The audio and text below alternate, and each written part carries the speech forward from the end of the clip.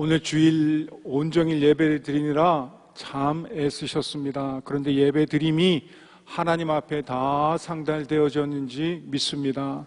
그리고 여러분의 마음을 아시고 아버지 하나님께서 날마다 복 주시는 한 주가 되기를 간절히 소망합니다. 사랑하는 성도 여러분, 갑자기 두 번 설교를 하게 돼서 저도 당황했습니다. 그래서 하나님, 도저히 감당할 수 없으니 어떤 말씀으로 성도들에게 전해야 하겠습니까? 라고 했더니 제가 부족해서인지 오랫동안 말씀을 안 하시더라고요. 그런데 하나님께서 가족이라고 하는 공동체를 위해서 설교하라라고 말씀을 하시더라는 겁니다. 그래서 오늘 아침에는 아버지가 살아야 가정이 살고, 아버지가 살아야 교회가 산다, 결국 아버지가 살아야 나라가 산다고 하는 말씀을 통해서 하나님의 눈물이라고 하는, 아버지의 눈물이라고 하는 말씀을 전했습니다. 오늘은요, 지금 이 시간은요, 시작을 참 조심하게 하겠습니다. 다만 이 말씀을 붙잡고 여러분에게 나누고자 하는 주의 종의 마음은 어떠하냐면, 한 분이라도 이 자리에 계신 분들이 잘못 알고 있었던 것들이 바뀌어지게 되어 주셨으면 좋겠고, 자기 가정에 연약한 자녀들을 두고 있는 많은 눈물 흘리는 부모님들이 계십니다. 그 연약한 자녀들을 둔 것이 뭐가 그렇게 죄가 되겠습니까? 평생을 죄책감으로 사는 그 권사님, 그 집사님, 그 성도님, 오늘 이 말씀을 듣고 힘을 내셨으면 좋겠습니다. 하나님은요, 특별히 누구를 사랑하지 않으시고요, 다 사랑하십니다. 그 가운데 사람들이 입으로 어떠한 저주와 심판의 얘기를 할지라도 하나님이 동의하지 않은 것은요, 그것은 아무런 효과가 없습니다. 그가 아무리 여러분의 자녀에게 뭐라고 할지라도 그거는요, 공중의 메아리밖에 안 되는 겁니다. 오늘 사랑하는 성도님들, 오늘 전해지는 귀한 말씀을 듣고요, 힘을 내시기 바랍니다. 그래서 그거와 상관없이 하나님을 잘 섬기겠다라는 결단을 내리시는 귀한 시간 되기를 간절히 소망합니다. 사랑하는 성도 여러분, 어느 날 방송을 통해서 여러분들이 열악한 장애인들의 삶을 방송을 지켜보았다면 여러분들은 어떤 생각을 하시게 되겠습니까? 걷지도 못하고 듣지도 못하고 보지도 말하지도 못하고 정신적 치매로 가족을 잃어버린 장애인들을 보면 여러분은 제일 먼저 어떤 생각이 머리에서 떠오르겠냐는 겁니다. 아마도 우리들 중 어떤 이는 그 방송을 보고 난 후에 자신들은 그런 육적, 정신적 장애를 다행히 가지고 태어나지 않은 것에 대해서 감사하고 싶은 마음이 드는 분도 있을 것입니다. 또한 어떤 이는 사랑이 많으신 하나님이라고 하는데, 무엇든지 고쳐주신 하나님이라고 하는데, 그 사랑하는 자녀의 눈물을 그냥 보지 못하시고 자기의 마음의 비통함을 드러내는 하나님이라고 했는데, 왜 그 하나님께서 이 세상에 장애우들을 만들어 놓으신 것일까? 혹시 그것이 혹자의 말대로 저주라는 것일까? 혹자의 말대로 그것이 심판이라고 하는 것일까? 라고 생각하는 분도 계실 것입니다. 혹 어떤 이들은 그 방송을 보면서 가족과 친지 중에 장애를 가지고 계신 분들을 기억하면서 사정이 있어 그분들을 가까이 모시지 못한 것에 마음이 찔려 불편해하실 수도 있다고 생각합니다. 하지만 사랑하는 숭익교회 성도 여러분, 제가 오늘 여러분과 함께 하나님의 은혜와 말씀을 전하고자 하는 초점은 그런 분들에게 죄책감을 갖게 해서 그분들이 장애인을 돕는 봉사를 시작하게 되는 그런 것을 권면드리고자 원하는 것이 아닙니다. 이 시간 우리가 성경을 통해 장애우들을 바라보시는 하나님의 관점을 깨닫고 최소한 예수 그리스도를 주라고 믿는 사람들부터라도 그 관점으로 그 장애우를 바라보며 말을 하며, 또한 아버지 하나님의 뜻대로 관점대로 그들을 대하시는 여러분이 되어줬으면 좋겠다라고 하는 그 마음으로 오늘 말씀을 전하고 싶습니다. 오늘 성경 본문의 말씀은 하나님이 장애우들에 대하여 어떻게 말씀하고 계시고 또한 행하고 계신지를 잘 드러내주고 있습니다.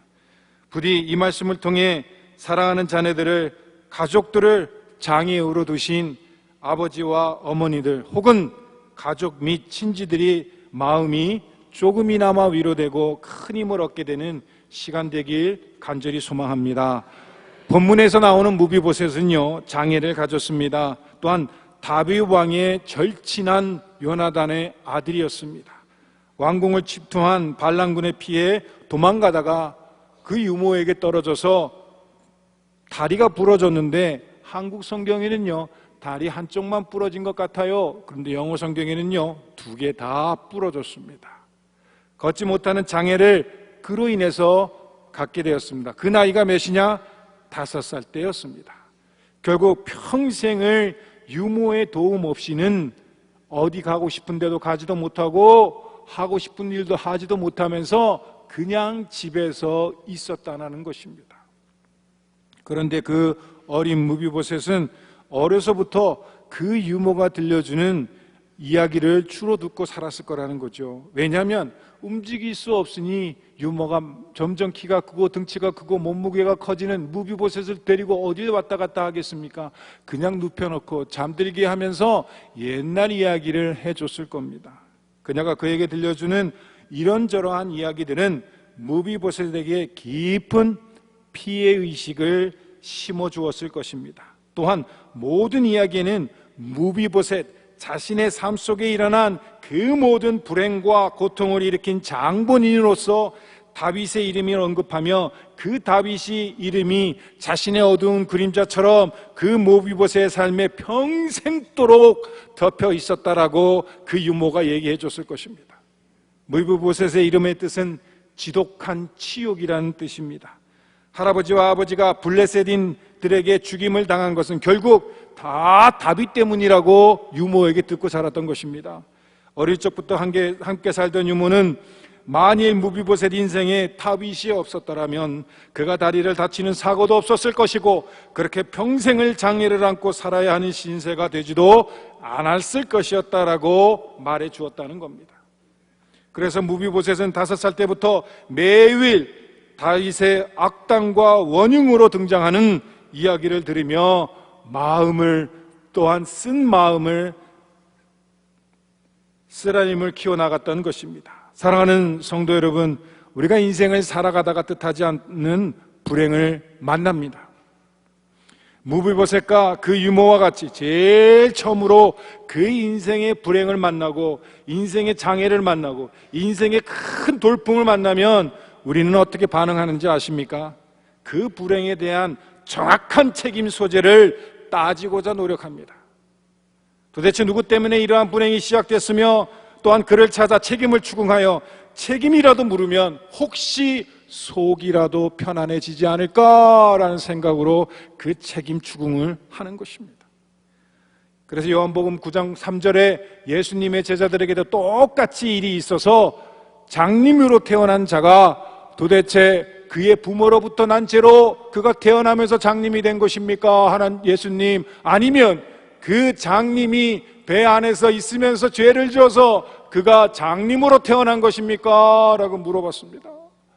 도대체 그와 같은 불행이 어떻게 생겨났으며 누가 책임을 져야 하는 것입니까? 라는 얘기입니다. 그때 예수님은 이렇게 말씀하셨습니다. 다 틀렸다. 예수님은 그 부모의 죄 때문도 아니요 그 장님의 죄 때문도 아니라 하나님이 하시는 일을 그 맹인을 통해 드러내시고자 하여 그를 맹인으로서 태어나게 하셨다라고 말하고 있습니다. 하나님은 모든 것을 아시는 분인 줄 믿습니다.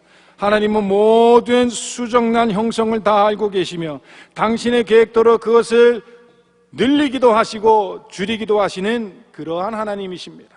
또한 하나님은 각각의 염속체 혹 모든 유전자 구성에 대해 너무나 우리보다 잘 알고 있는 창조자 하나님이십니다. 수정란을 당신의 뜻대로 더 크기도 조절하시고 색깔도 조절하시고 자기의 뜻대로 조절할 수 있는 하나님입니다.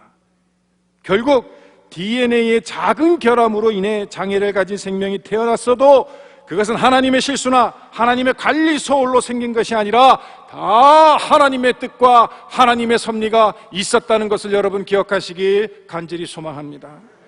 여기에서 허락이란 단어의 뜻은 하나님이 목적을 가지고 우리들의 삶에 슬픔과 상함을 허락하셨다는 것입니다. 그 뜻은 결코 하나님이 우리가 좋아하든 말든 그저 생각 없이, 계획 없이, 목적 없이 우리들의 삶에 슬픔을 허락하신다고 하는 말은 결코 아닙니다. 하나님은 그 각각의 인생의 목적을 가지고 직접 계획하시고 인생을 일일이 디자인하시는 하나님이십니다. 즉 하나님의 당신의 목적을 갖고 그 장애를 갖고 태어나게 하셨기 때문에 그렇게 장애를 갖고 태어난 인생들을 모른 채 하신다는 것은 성서적으로도 하나님의 뜻과도 전혀 맞지 않는 얘기라는 겁니다.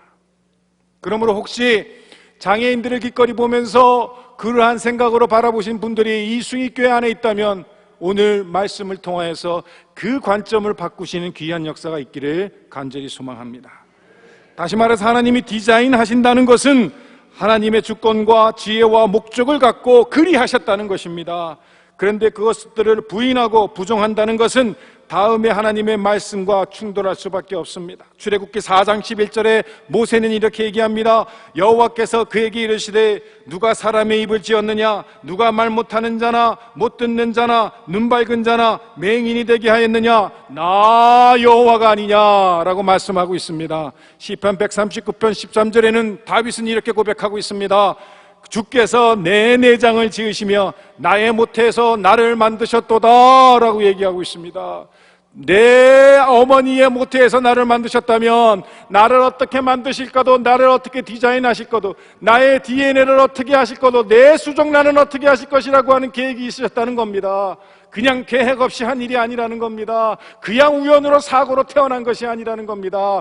분명히 그 안에 아버지 하나님의 심오한 뜻과 섭리가 있었다는 것을 여러분이 기억하셔야 합니다.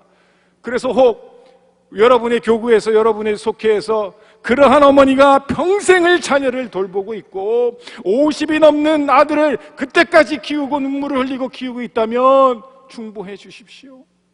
그 어머니의 눈물이 땅에 떨어지지 않도록, 그 어머니의 20년, 30년, 40년의 희생이 절대로 물거품이 되지 않도록 옆에서 하는 성도님들이 중보해 주시기 바랍니다. 그렇습니다. 우리가 이제 주목해야 될 것은 하나님의 관점에서 우리는 그 장애우를 바라봐야 하는데, 도대체 성경에서는 그 인생의 개개인의 사람들의 가치를 어떻게 두고 있냐는 겁니다. 우리 이 세대는요, 많이 갖고요, 많이 누리는 사람의 가치를 더 중하게 봅니다. 덜 가지고요, 덜 부족한 사람들의 가치는 적게 보는 경향이 있습니다. 그렇다면 남들보다 더 많은 길을 걷지 못하고 남들보다 많은 것을 듣지 못하는 그 장애우는 가치가 적은 것일까요? 그렇지 않습니다. 무비보셋은 다윗 왕을 만나면서 자기 자신 속에 오래 감추었던 진심을 슬며시 던져놓습니다. 사무엘 9장 8절에서 이렇게 털어놓습니다. 그가 절하여 이르되 이 종이 무엇이기에 왕께서 죽은 개 같은 나를 돌아보시나이까 하니라. 그는 다윗에게 자신을 죽은 개 같은 나라고 소개했습니다. 그것은 결코 자기 겸손의 모습이 아닙니다. 무비보셋이 매우 어두운 자아상입니다. 그가 아주 낮은 자존감을 가지고 있다는 반증입니다. 특별히 이스라엘에서 개라고 자신을 지칭했다라고 하면 아주 비천한 의미를 가지고 있다는 겁니다. 자기 경멸, 자기 멸시의 의미를 가지고 있다는 것입니다. 즉 자신은 사랑받을 만한 존재가 아니라고 하는 뜻을 포함하고 있다는 것입니다. 그러므로 사랑하는 성도 여러분, 우리는 이와 같은 무비보셋의 반응을 통해 그가 가진 모든 것을 잃고 장애를 갖기 시작한 5살부터 그가 과연 어떠한 마음으로 그 어떤 쓴뿌리를 가지고 살아왔는지 감히 추측할 수가 있습니다. 또한 그의 이와 같은 반응을 통해 그가 그때부터 얼마나 어렵게 살아왔는지, 매일 겨우 생명을 연명하며 한 맺힌 삶을 살아온 것과 그가 어두운 질곡 같은 인생을 살아왔던 것을 감히 추측해 볼 수 있는 것입니다. 그러므로 사랑하는 성도 여러분, 우리들 주변에는 이러한 인생을 살고 계신 분들이 많이 있습니다. 마치 툭 건드리면 눈물이 바다처럼 흘러내릴 정도로 가슴에 눈물이 꽉 차 있는 성도들이, 그러한 인생들이 너무나 주변에 많이 있습니다. 수필가 김성윤님의 아름다운 동행이란 수필집에서 그 작가는 자기 자신이 내성마비 장애인으로서 한국에 살면서 겪은 아픔과 슬픔을 얘기하고 있습니다. 다행히 그분은 신앙의 어머니의 헌신으로, 신앙의 힘으로 매일매일 우리와 같이 살아가는 믿음의 자녀입니다.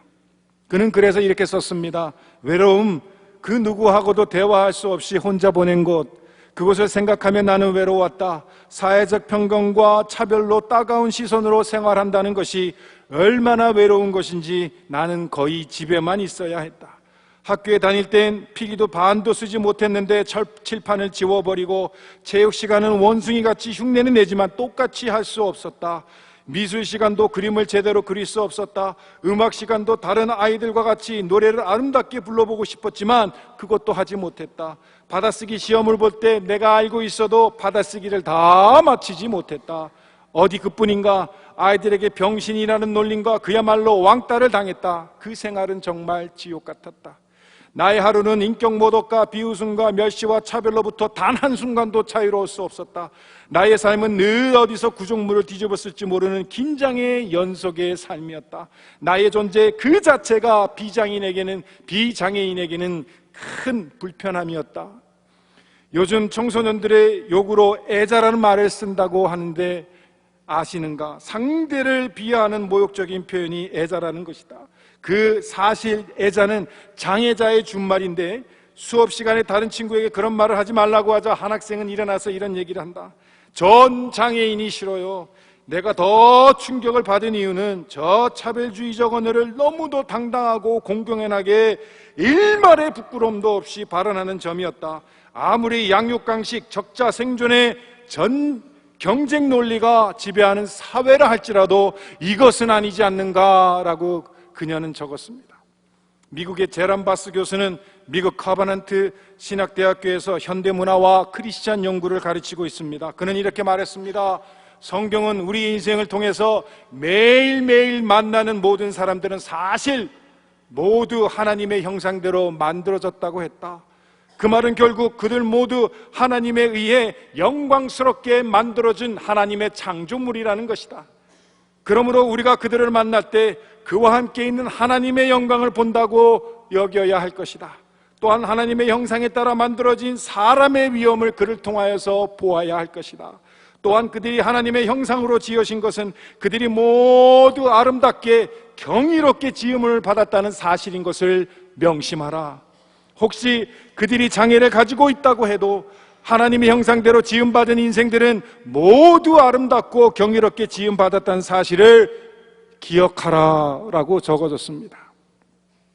장애우에 대한 여러분들의 생각 중에 또 가능한 반응이 있습니다. 어떻게, 왜 사랑 많으신 하나님이 이렇게 그들이 장애를 갖고 태어나게 허락하셨을까? 과연 어떻게 그들의 장애에서 좋은 것을 얻을 수 있을까라는 질문이실 겁니다.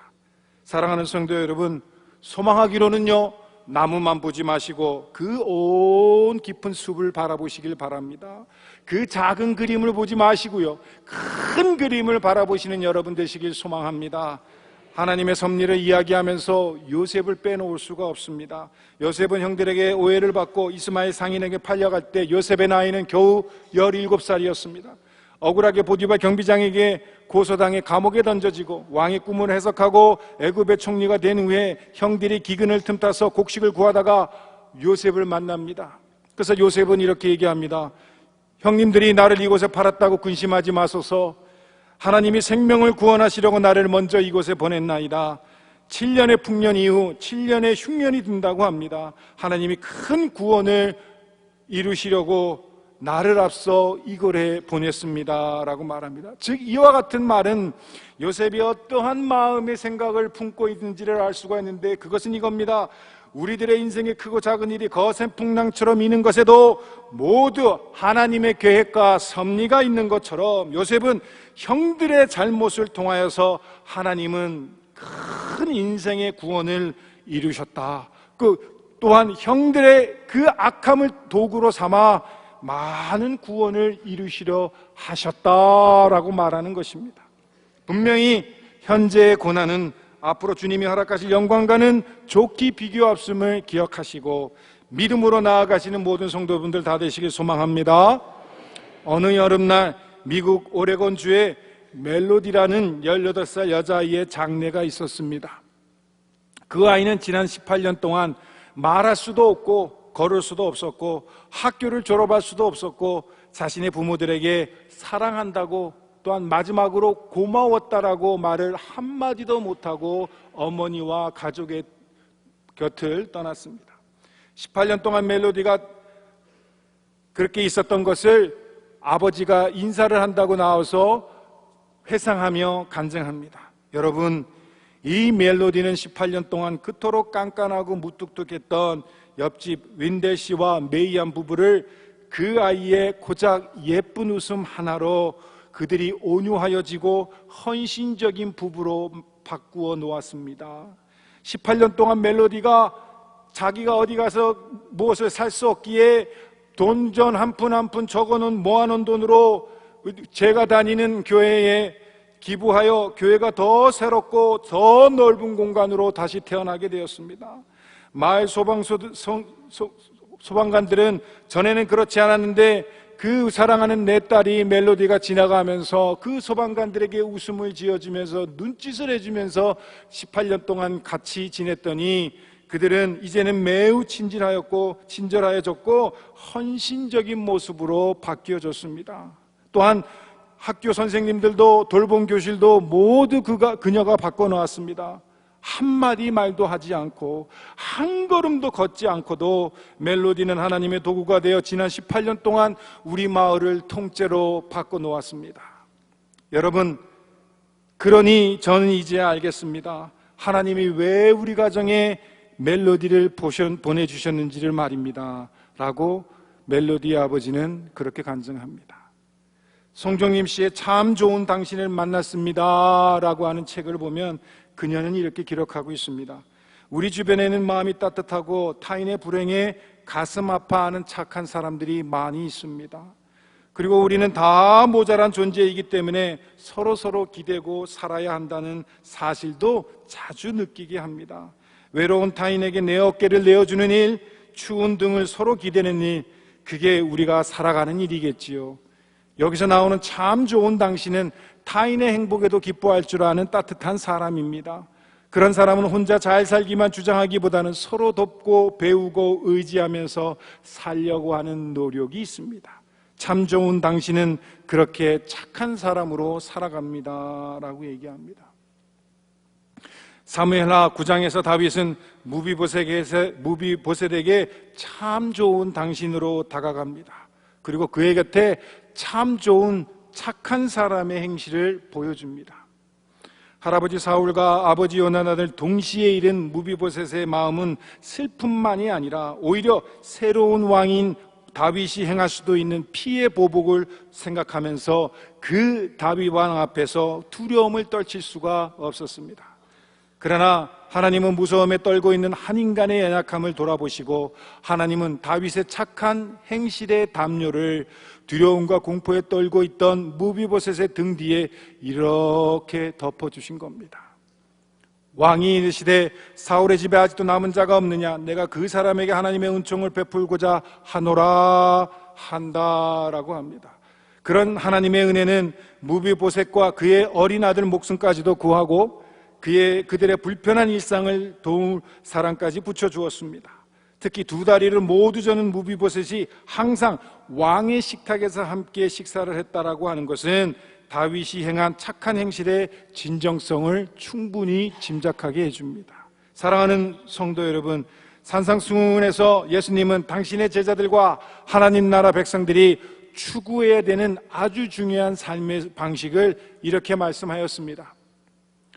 이같이 너희 빛이 사람 앞에 비치게 하여 그들도 너희 착한 행실을 보고 하늘에 계신 너희 아버지께 영광을 돌리게 하라. 우리가 참 좋은 당신과 착한 사람이 되어 우리 곁에 있는 무비보셋과 같은 사람들을 돌아볼 때 하나님이 영광을 받으신다는 것입니다. 이와 같은 영광을 하나님께 온전히 올려드리는 하나님의 착한 사람 여러분 다 되시길 간절히 소망합니다.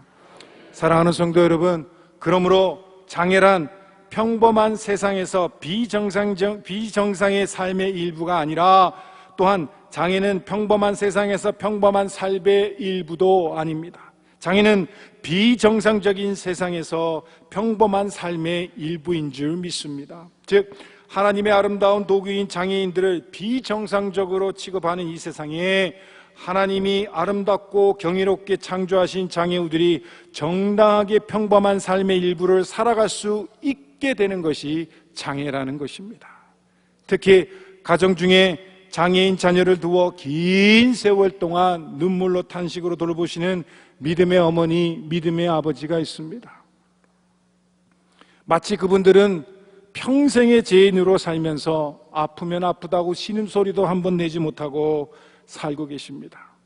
그 아름답고 경이로운 하나님의 도구인 자녀를 데리고 살면서도 그렇게 많은 사회에서 어려움을 당하고 있는 것입니다. 이런 사회는 비정상적인 사회일 수밖에 없습니다.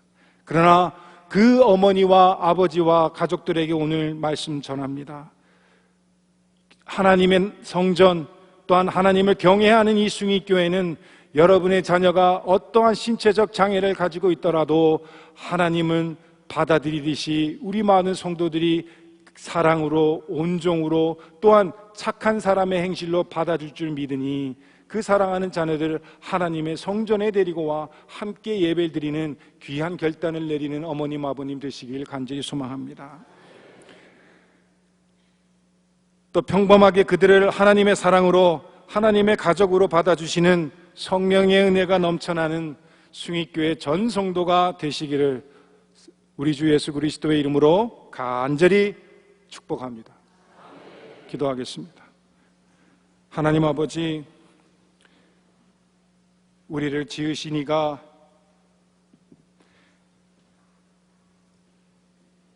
장애우의 눈물을 다 아시는 줄 믿습니다.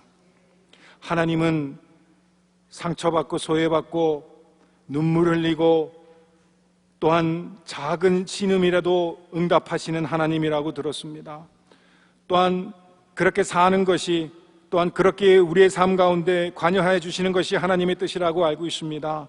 그런데 우리 가운데 혹자는, 우리 가운데 믿는 성도는 때로는 그 장애우들을 가치가 떨어지는 또한 가치가 부족한 사람으로 보아 믿는 성도들의 마음을 무겁게 할 때가 너무나 많이 있습니다. 만약 그들의 가치가 적다면 우리의 가치는 하나님 어떻습니까? 우리 또한도 그들의 가치에 못지않게 부족하지 않겠습니까?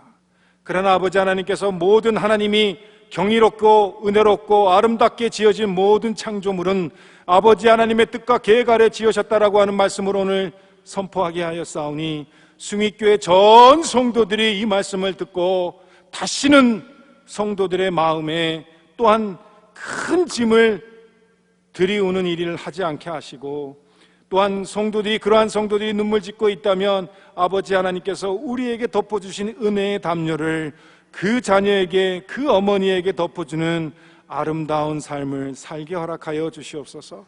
또한 아버지 하나님, 이 아름다운 성전에서 아버지 하나님이 만드신 아름답고 경이로운 장애인들이 함께 기쁨으로 예배드리는 그날이 올 때까지 믿는 모든 이들이 그 하나님의 주신 은혜를 사모하며 나아가는 복된 삶을 다 살게 허락하여 주시옵소서. 오늘도 그와 같으신 아버지 하나님의 은혜 감사드리며 우리 주 예수 그리스도의 이름으로 기도합니다.